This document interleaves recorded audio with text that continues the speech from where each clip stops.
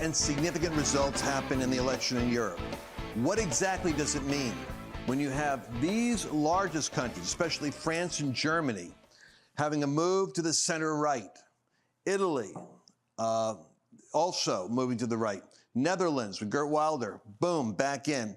You're watching the European Union reshuffling, and ironically, right, as D-Day is celebrated, bam, something is changing. And what you're seeing is a movement of these moving towards the right.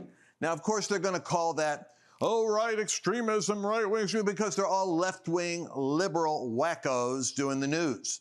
Remember what I teach about the mountains? You got the mountains over here, you got government over here propped up by media.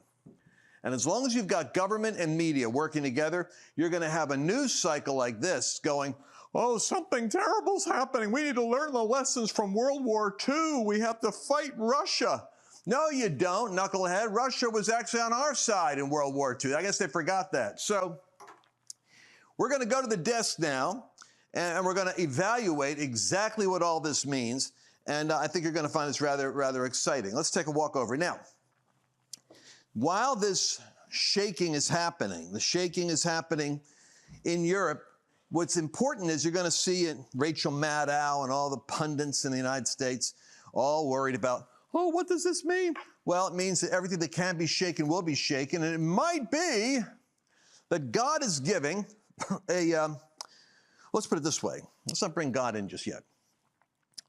What happens in Europe is frequently a precursor to what's happening in the United States. So Brexit happens, populist movement moves in the UK, and Trump emerges in 2016. Is there a connection between the revolt against the elites that is happening in Europe and the revolt that is happening against the elites in control of the media, government, Department of Justice, screwing around with the economy? Yes, there is. Now, right now, there's a lull in a tsunami that is coming of economic meltdown. The reason there's a lull is because the Republicans, your good old uniparty Republicans, voted to open up the slush fund of the printing press, keep the money going, keep the money going. Where's the money going? You're watching the impact right now of commercial markets. After COVID, you still got all those big spaces that aren't being occupied. Where's that going? Well, the banks have been told to basically not worry about their portfolios. I'm serious about this. We got 4,000 some odd banks in the United States. Every year, 50 fold. And it's healthy. 10% that are underperforming get eaten up and bought out by bigger banks that can handle the volume. For some reason, the government has allowed banks not to close.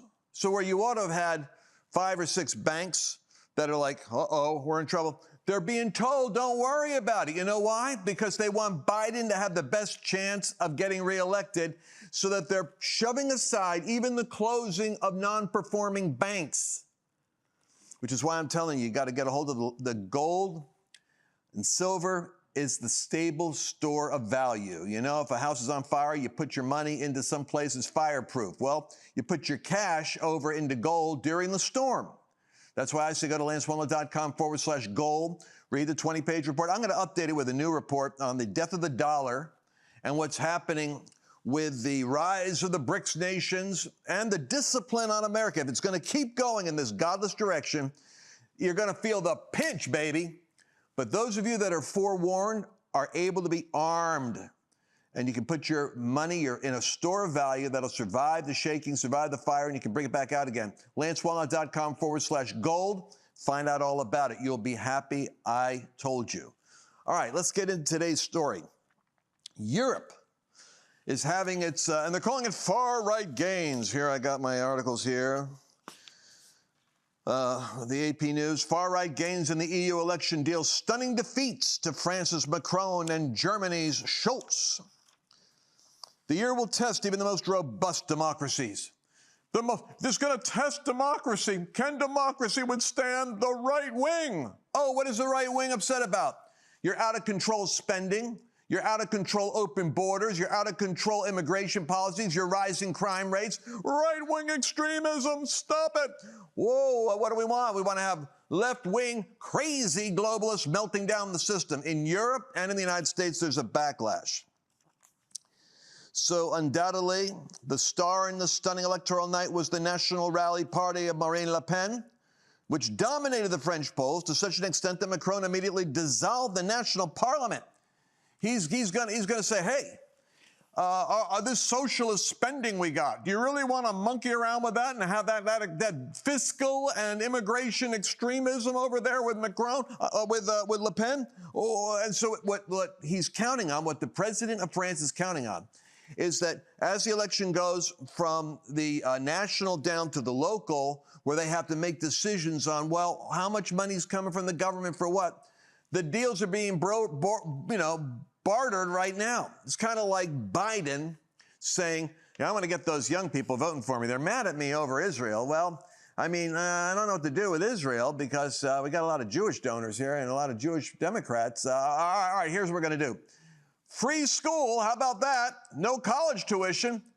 That's the way, they're going to start brokering now about what can the government do for you. And Macron's going to try to work his deals out so that he can have another election and push back on the right wing, which is actually the right mind.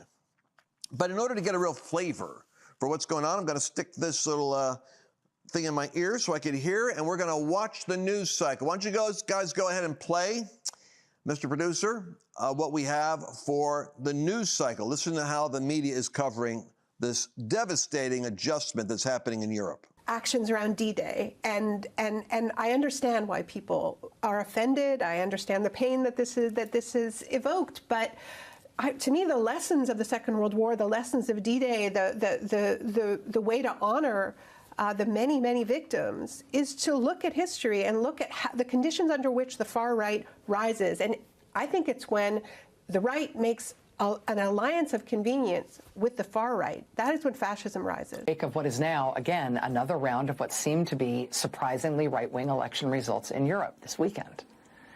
Was it right in 2016 to see right-wing election results in Europe as a harbinger of what was coming for us in the fall of 2016? Right? As President Biden balances his campaign responsibilities right now with back-to-back trips to Europe. He just got back from Europe. He heads back to Europe again on Wednesday. Do the election results from Europe right now, this weekend, have hallmarks that tell us anything about what to expect here and about how weird this is all going to get? President Biden clearly sees our connections to Europe right now as absolutely key to the future of the world. Does what's going on in European politics right now tell us anything to expect about the future of our world here? I think that the Tories know they're going to lose, and they seem to be practically throwing the election. They've basically written it off.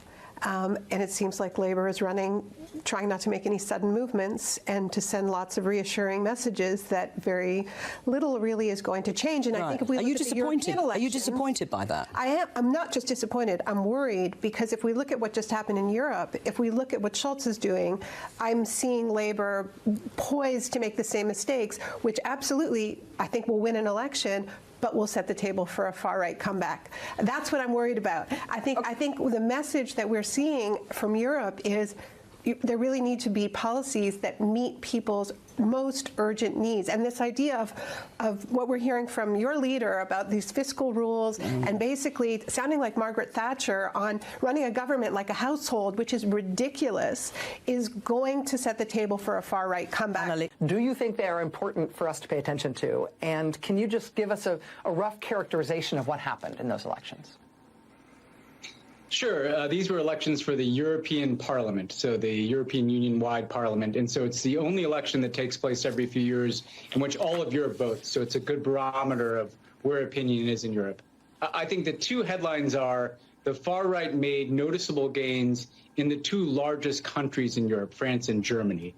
In France, the National Front Party, which is the far right party that used to be on the fringes of French politics, emerged as by far the largest vote getter in this election. And to just build on what you're saying, Rachel, this is a party that is not only far right, they've had ties to Russia. They got a $10 million loan from Russia within the last decade. So this is not conjecture, this is reality. And in Germany, the AfD party, which has ties that go back into the kind of neo-Nazi past of Germany, that's never a good thing in German politics, obviously, they got over 15% of the vote. Not a huge total, but very alarming given the source here. Now, I want to be clear, in other parts of Europe, actually, the center did hold, but I think the real concerning factor is in the two most important countries, France and Germany, we saw these far-right gains.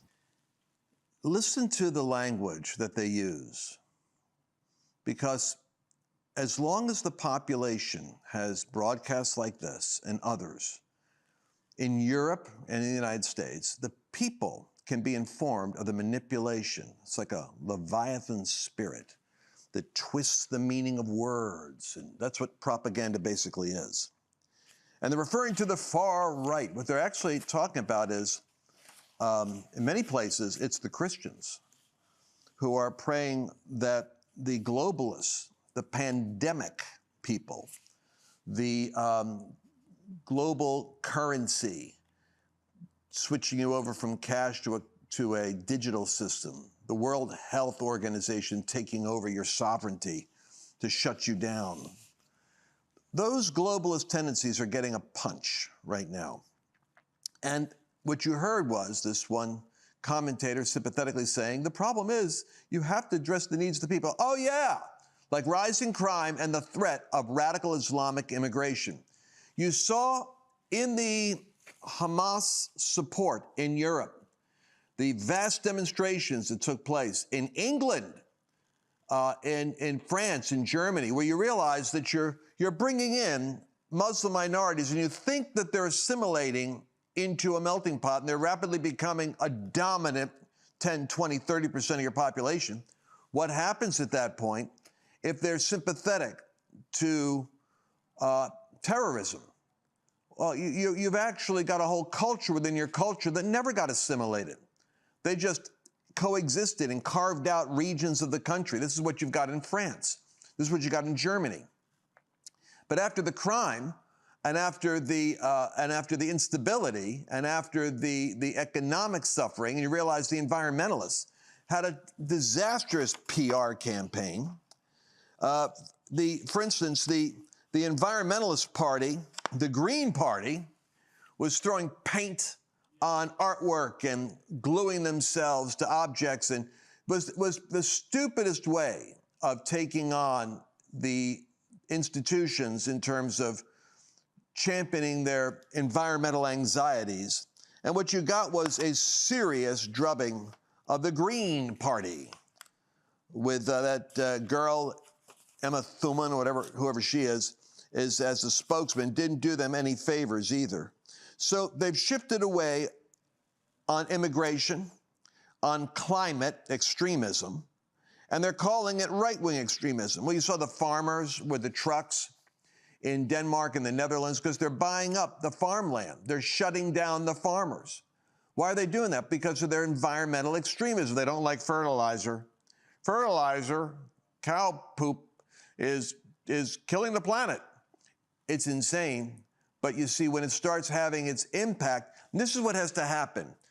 The average person is not involved with politics. They want their government just to take care of things government does. They don't expect government to be taking over their lives like in the United States.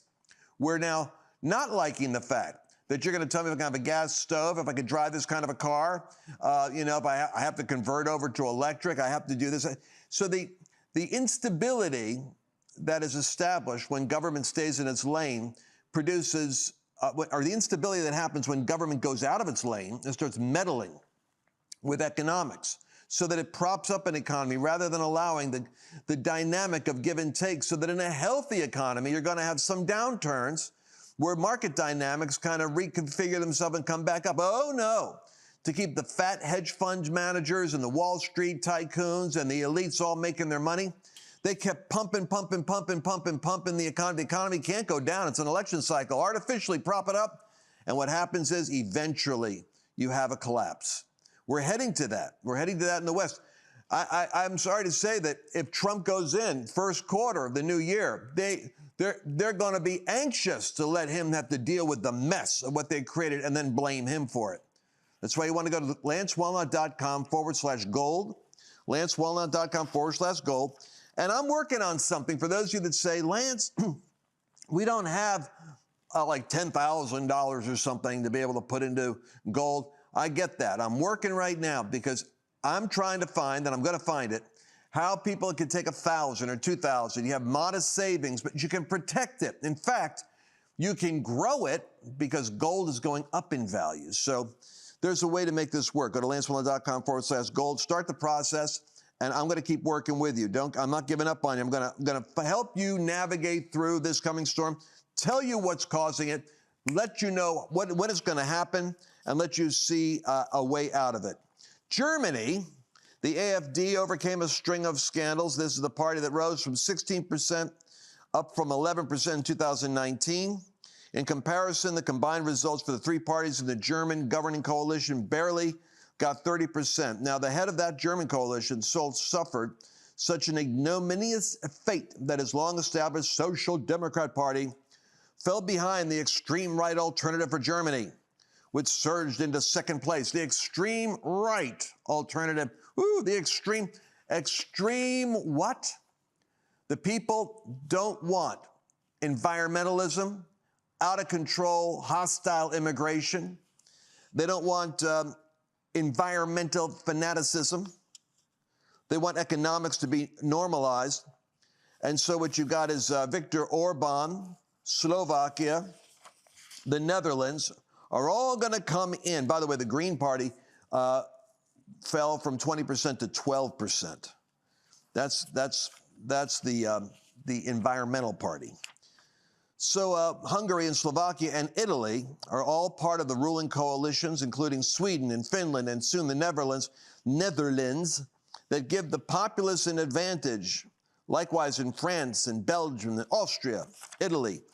I believe what we're seeing isn't it. We should not exaggerate this as being, it's a real, but it's a movement to the right, meaning it's a movement to the populist movement, pushing back on the globalists, the elites, and the takeover of their party by billionaire activist-funded organizations that get into the government and start to create policies that literally make life miserable for the people in those nations. All right, go back and play the rest of our CNN, MSNBC meltdown. The reality is there's a great many people in his base, voters in his base, that do want somebody that is going to go and make things difficult and make, even our allies uncomfortable. And when they say we may cut off, support for NATO allies and Russia can do whatever the hell they want, that is the type of fight they want out of a new American leader here in the year of 2024. This is a new regime. This is a new era.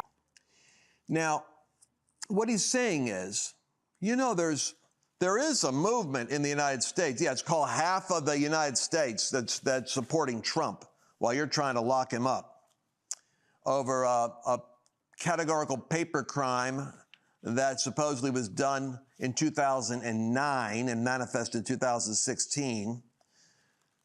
My gosh. I read my Twitter feed. I should never read the X feed because, I get the commentary from the left there. They're just so...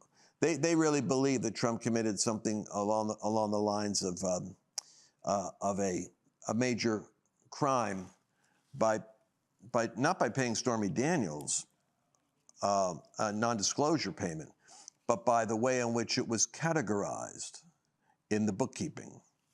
Yeah, right. That's why you're going to try to lock up the guy that arguably could have the popular vote and the Electoral College in the next election. So. But when they're saying there are a lot of people that want this kind of unstable leadership that'll disrupt NATO. Never forget when Donald Trump freaked them all out. He said, why are we paying for NATO again? They were all like in Washington. They go, he said, no, I'm serious. Why are we paying NATO? Why are we footing the bill like the United Nations in New York? Why are we funding billions of dollars into a cluster of European nations that aren't even putting any money into their own defense, and we're protecting them from a threat like Russia. I don't think Russia has to be a threat. Biden has done more to put communist China and autocratic Russia into bed with each other than any president of the United States. We went out of our way years ago, like in the Nixon administration with Kissinger and the brilliant moves of diplomacy, to create a détente with the Soviet Union and to drive a wedge between China and Russia. And here we've really put them together. Why? Because the NATO elites, the globalists over there, they want that continuous war with Russia. It's what you call the neocons in the United States. These are the left-wing Democrats that moved over to becoming Republicans as long as they could have foreign policy and go against, like the Nikki Haley's in the world, prop up the evil regime like Russia. Then you can do what? Make multiple billions and trillions of dollars into the defense contractor industry. I remember one time I saw, and it just made me so upset, I saw the film montage of 5 years of Lindsey Graham and Mitch McConnell and the other people that are funding their friends in the military industrial complex and make billions of dollars and then give them their millions so they can stay in office. And they were saying, Afghanistan is making great progress towards democracy. Afghanistan is making progress towards democracy. It's an investment in democracy in Afghanistan. Trillions of dollars is buying us. No, it didn't. We didn't do anything. You know what we did? We put a stupid rainbow flag up on our embassy. We started pushing them through our NGOs, making millions of dollars working the inside track of the Progressive Democrat Party to get millions of dollars to force them to get gender educated and bring our LGBTQ values where? Into the heart of the Muslim world? Oh, that went down well, like a rat sandwich. No wonder the Taliban got together its farmers and its, and its barbaric, World War, post-World War II weaponry and took over $80 billion of our assets and drove us out, killing Marines while they left. Why did that happen? Well, it happened because we weren't bringing democracy to Afghanistan. That was the soundbite that Lindsey Graham kept giving you in order to justify the money going to the defense industry. We're getting educated. We're getting edumacated, people. And that's why Europe is lurching to the right, because they're beginning to realize that the environmental wackos, the immigration crazies, the economic games, and the war with Russia that we want, that the European Union, evidently in Brussels, wants, is not necessary. I mean, you could argue that they're saying, yeah, $10 million was given to this one party, which was, by Russia. Russia probably, from a cultural standpoint, represents more sanity than the left-wing, progressive, neo-Marxist, LGBTQ, pro-immigration, radical Marxist influence of the European Union under the influence of the United States. They're just adopting our insanity. But I will say this, in England and other countries, they're shutting down the transgender mutilation of children. They're saying, wait a second, man, these kids, by the time they're 18, their gender dysphoria, their anxiety, it starts to go away. But what isn't going away is the lawsuits we're getting from the parents and the kids from irreversible damage done to them under our guidance. So they're starting to shut down on the transgender industry, but the same industry, this will get me banned in Peoria right now for saying this, the same industry like Planned Parenthood that makes its multi-millions of dollars off the abortion business, makes its better money off of being able to do chemical and physical castrations and mastectomies and gender alterations on kids. Once you start going down that track for the rest of your life, you've got to be taking the medication and the procedural advice of the experts on how to continue your transitioning process and adapt yourself. So you're on the hook for life, having to pay for that to maintain and consolidate what you did to yourself as a child, which you regret doing when you get older. So they're coming against it in Europe. No, I don't think the Ukraine war is popular with the man on the street. They didn't show up to be a big exit polling issue. But you wait. They keep on trying to stoke a war with Russia, the front door that is in Europe, although I do not like the fact that Biden and Lindsey Graham and our dingleheads down there in the Defense Department and defense industries are now giving the weapons for Ukraine to use American technology, American weapons. And don't kid yourself, American personnel are educating them with boots on the ground right now to go do internal attacks inside of Russia. Because we cannot afford to lose this PR war with Russia and act like the United States. It's a proxy war. You know what a proxy is? Ukraine's in the middle. It's between us and Russia. Donald Trump will shut that down on day one. What they're saying in the news is America wants to have a leader who's going to just disrupt the NATO alliance. No, Trump's going to go over there and say, why are we paying you guys all this money and you're not chipping in? Point one. Point two, what in the world are we going to do to stop this stupid war with Russia? And he could do it. If anyone could do it, he could do it.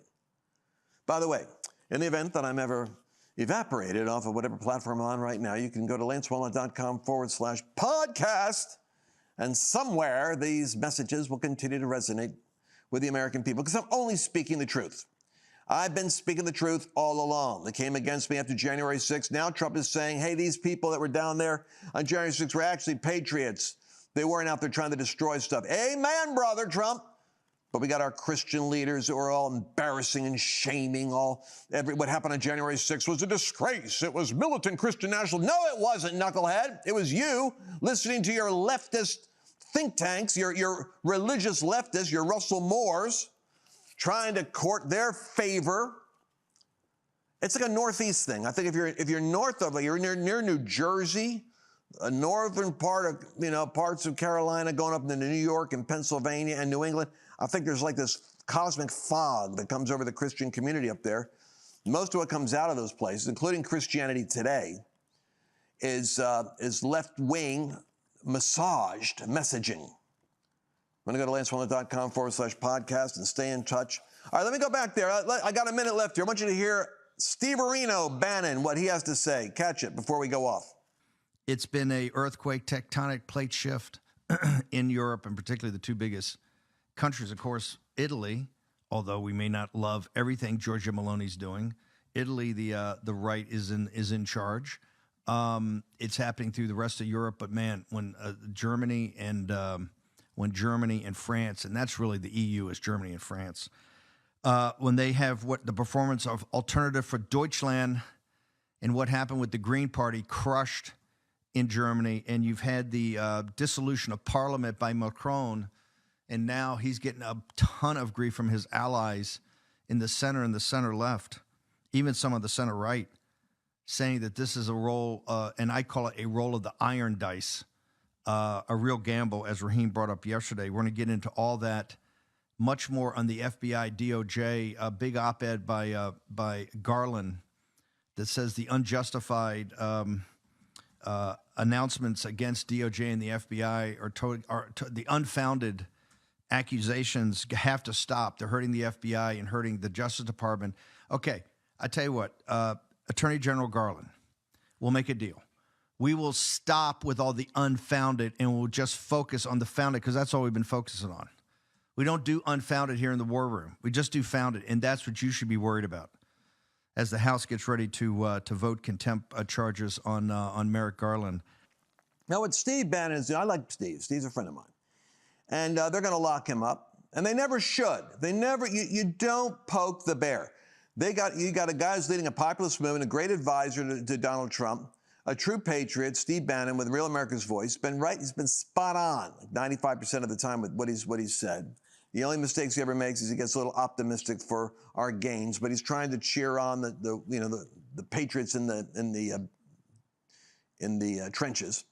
But the reality is, they're going to lock him up for 4 months because he refused to go to a fake commission on January 6th that Pelosi would not let Republicans who supported Trump or represent the election denial, the election fraud aspect, wouldn't let any of them on the committee. Only put on their Republicans that hated Trump, that would prosecute the Americans. So Bannon and Navarro said it's a fake committee. Then they destroyed all the evidence. Evidence they had which exonerated the behavior of many people on January 6th, that altered the narrative, that challenged and exposed the complicity and manipulation of the police and the suppression of the National Guard and the infiltration of the FBI into the proceedings of that day. Anything that was going to contradict the narrative was destroyed. The destruction of evidence? What was it, 2008, Eric Holder, who was over at Obama's administration and the Justice Department, refused to come, showed contempt to Congress, refused to show up. And the bipartisan Democrats and Republicans censored him. Nobody ever took him to the point where they wanted to lock him up for a month or two or three or four, even after he was out of office, which is what they're doing now to these guys. Navarro, Ben, never should have done it. Never should have done it. You poke the bear, this is what you get. You're going to get the activist patriot clawing back. Now, people might say that, well, Lance, you seem a little hot under the collar. Got my cowbell here. And I just want to say to you, I don't think that I'm acting in a way that isn't consistent with the disposition of righteousness. You see, the opposite of love isn't hate. The opposite of love is apathy, indifference. And so I am anything but apathetic to what's happening to America. And I'm all about every trend that looks like we're winning the battle to save the culture for a few more years while the church figures out how to mobilize. The Apostle Paul in Acts 17, it says, now while Paul waited for his team in Athens, his spirit was provoked within him. What would cause the Apostle Paul's spirit to be provoked within him while he was in Athens? Was it provoked because of his compassion for the lost that was in the city? Yes, but that isn't what the Bible says. It says his spirit was provoked when he saw the entire city was given over to the manipulation of demon idols. Meaning, when the entire city was under the influence of demonic voices operating through their idolatrous high places. Therefore, he started reasoning with the church. But he didn't stop there. He went to the academic community where the philosophers encountered him. And then he went into the marketplace, the Areopagus. And then he went into the media realm and started speaking where everybody gathered to hear and talk about new stories. He went on like talk show circuit right there. And he got up and said, hey, you know, you got an altar over here to everything. You got one here that says, well, maybe in case we missed one, here's the unknown God. Don't want to offend him. I'm here to represent the unknown God because I perceive that you folks are, well, let's just say you're religious in every sense. He was kind of like tongue-in-cheek. Yeah, they were under the ideology of a prevailing principality, and he was taking it on with the gospel of Jesus and the resurrection. Does that make sense, folks?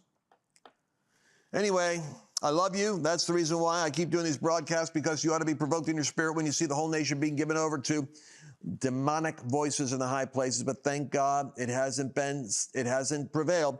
There is the apostolic community that is showing up in government, in media, in arts, in every sphere. We are pushing back because America's too young to die. It's not going to happen on our watch. We're in the battle right now. We're going to learn how to prevail in prayer. We're going to see what El Salvador did right that had a flip in their nation. We're going to do what Argentina's done that's having a turnaround in their nation, what's happened in Slovakia, what's happening in Hungary.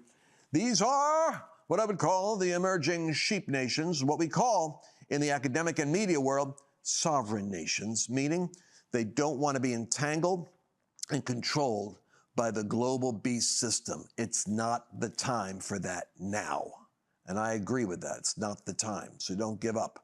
You're in the right fight. The fight of faith. We're going to be back again tomorrow with another scintillating update of what's happening in the fallout of the Hunter Biden. Now the verdict is in. We're going to be covering that. I couldn't get to it today. The Hunter Biden verdict is in. And I'm going to predict for you and tell you, after talking to Supreme Court attorneys and scholars, what's the next course of events going to be with Donald Trump and that sham trial that took place in New York. You're going to be interested in hearing that. We're going to get it to you tomorrow. The Hunter Biden update, the Donald Trump, trying to keep him put him in jail. Basically, we're going to have to wait to 3 days before the Milwaukee convention of the Republican Party to hear what the illustrious judge is going to issue as a sentence on Trump, and I'm going to predict to you what will happen after that. But we're going to do that tomorrow. This is Lance Wallnau. Thanking you for your prayers. Thanking you for your support. Thanking you for your friendship. Stay in touch with us. Keep talking to us. I'm going to figure out how to give you an email address where you could talk. I was like how Charlie Kirk's always telling people to write to him. I was trying to figure out, I got to get an email address so I can read your comments. I want to hear what you have to say. We're going to be back again tomorrow. You can go to freedom@lancewallnau.com. I want to read your comments, read your thoughts. Go to freedom@lancewallnau.com. See, I'm glad I got there. Chelsea's on her game back there. freedom@lancewallnau.com. And I want to read your comments and see what's happening with you. God bless you. See you tomorrow. Did you enjoy this latest episode? Please remember to share it with your friends, because the more knowledge you have, the better equipped you are to navigate the world.